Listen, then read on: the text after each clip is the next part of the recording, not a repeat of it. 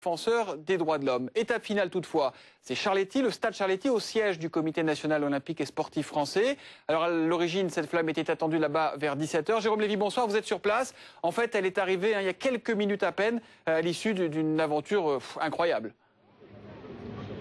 Oui, la flamme olympique est arrivée avec à peu près 3/4 d'heure de retard. Elle aurait dû arriver vers 17 h. Et puis surtout, elle est arrivée à l'intérieur d'un bus protégé alors qu'elle aurait dû être portée par une athlète française. Elle est arrivée tellement discrètement que les nombreux badauds qui sont ici, à peu près 500 à 600 personnes qui sont derrière les barrières, n'ont même pas vu ce bus, n'ont même pas vu la flamme arriver. Alors ici, vous vous en doutez, aux alentours du stade Charletti, l'ambiance est assez électrique. Il y a une cérémonie qui se déroule sur le parvis du stade. Et les gens qui sont venus ici, il y a de nombreux badauds, il y a également des militants pro-tibétains qui sont venus avec des drapeaux, il y a des militants aussi pro-chinois qui portent des drapeaux chinois. Tous ces gens sont soigneusement tenus à l'écart de cette cérémonie, derrière des barrières à peu près 50-100 mètres de la cérémonie qui est ici en ce moment derrière moi sur le parvis du stade Charletti. Alors Jérôme, tout se passe à huis clos, presque en catimini, et c'est vrai que c'est très symbolique de cette journée, même cette arrivée en bus. Finalement, il n'y aura pas eu vraiment de fête et la journée aura été marquée par les actions, les incidents parfois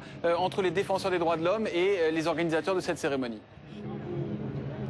Oui, il y a eu de nombreux incidents tout au long du parcours. Il y en a eu ici aussi aux alentours du stade Charletti. Tout à l'heure, un homme par exemple s'est enchaîné à la station de tramway du stade. Il y a aussi eu un homme qui a tenté de déployer une banderole et qui a été empêché par les policiers qui se trouvaient ici. On a vu aussi des militants pro-tibétains s'en prendre violemment, en tout cas par le slogan, par la voix, à des militants pro-chinois. Et puis il y a eu le retard dont vous parliez, 3/4 d'heure de retard dû aux incidents qui ont eu lieu tout au long du parcours dans Paris. Je vous propose de regarder un récapitulatif de cette journée.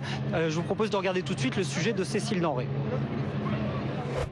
Stéphane Diagana ne mesurait sans doute pas à quel point il serait difficile d'assurer le parcours de la flamme olympique. Les premières embûches ont commencé dans la Tour Eiffel même. 3 individus se sont attachés au monument et ont déployé le drapeau aux 5 menottes lancé par Reporters sans frontières. Un élu écologiste parisien défenseur de la cause tibétaine a aussi été stoppé par la police alors qu'il tentait de s'approcher de la flamme. Et les incidents se sont multipliés. Les escaliers de la Tour Eiffel à peine dévalés face à un rassemblement pro-Tibet sur la place du Trocadéro. Des dizaines de personnes ont tenté de franchir les barricades pour éteindre la torche olympique. Des interventions musclées des forces de l'ordre ont eu lieu sur la rive droite, au niveau du quai Saint-Exupéry. Difficile alors pour les athlètes de garder le symbole de la flamme intacte. 1 heure après le début du parcours, la situation se dégrade même tellement qu'il faut éteindre la torche malgré les mécontentements du public.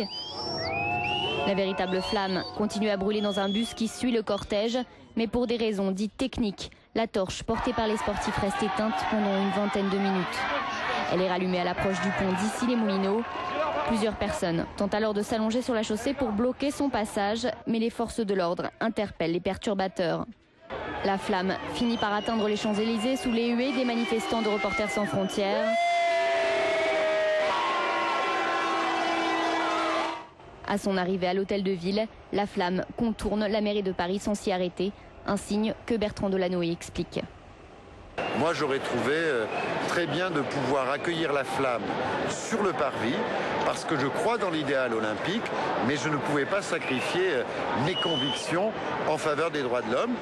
La flamme olympique est arrivée avec du retard sur son programme au stade Charletti, fin de son périple. De nouveaux manifestants l'y attendaient.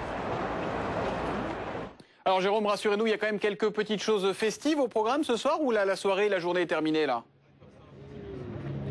Mais ce qu'il y a de festif, Thomas, c'est surtout la cérémonie qui se déroule en ce moment sur le parvis du stade Charletti avec un spectacle qui a été organisé par le comité de ces Jeux Olympiques de Pékin, un spectacle notamment avec des dragons chinois, avec également des discours qui vont avoir lieu dans l'heure qui vient, notamment un discours de Jean-Claude Killy pour le comité international olympique. Il y aura également un discours d'un représentant de la mairie de Paris et puis un discours d'un responsable de ce comité d'organisation. On a un petit peu l'impression, Thomas, tout de même, que c'est, on va dire, le service minimum pour cette cérémonie ici au stade Charletti. Et où elle va aller cette flamme à présent quand elle va quitter la France? Elle doit être bien fatiguée, j'imagine. Ouais, dès demain matin, la flamme va quitter la France, direction l'Amérique, plus précisément les États-Unis. À partir de mercredi, la flamme sera dans les rues de San Francisco. Elle prendra ensuite la route de l'Argentine. Elle sera à Buenos Aires en fin de semaine. Ensuite, dans les semaines qui viennent, elle ira en Inde, puis en Australie, avant son point d'arrivée, bien entendu, Pékin, à l'ouverture des Jeux Olympiques dans 4 mois, Thomas. Merci beaucoup, Jérôme Lévy, en direct du stade Charletti ce soir. Or, cette flamme, on l'a vu dans le reportage de Cécile Noré, elle n'a pas pu s'arrêter vraiment devant l'hôtel de ville de Paris, ce qui n'a pas fait du tout plaisir à Jean-François Lamour, ancien champion olympique et ancien ministre des Sports. Il se dit même très choqué que la flamme ne se soit pas arrêtée comme prévu. Écoutez-le. On a vu les images venant de Londres, on pouvait se douter qu'à Paris, ça serait à peu près la même chose. Voilà, c'est terrible, cela ne représente rien, en tout cas pas l'Olympisme, les sportifs ont été à leur place, mais il semble effectivement que cette surenchère permanente nous amène malheureusement à assister à cette vision totalement absurde et irrationnelle de voir un car nous passer devant sans s'arrêter là où c'était prévu. Paris est humilié aujourd'hui. Moi je suis très choqué, je vous cache pas. Moi qui ai vécu et qui me suis construit par l'Olympisme, j'aurais bien aimé que, encore une fois, quels que soient les problèmes, que je comprends parfaitement, que je vis tout autant que n'importe quel citoyen français, je pense qu'il aurait été bien que cette flamme traverse. Et que les gens expriment leur colère, leurs inquiétudes, mais que cette flamme traverse Paris. Il n'y a aucune raison qu'on ne la laisse pas traverser Paris.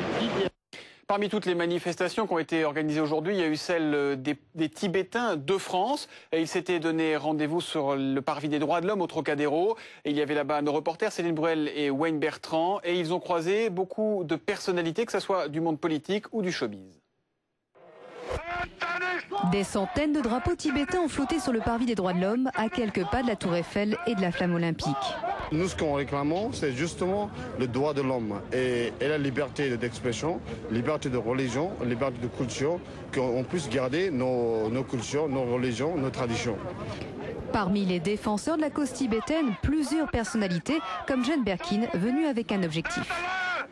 C'est d'être massivement ici, c'est d'être massivement pour le Tibet contre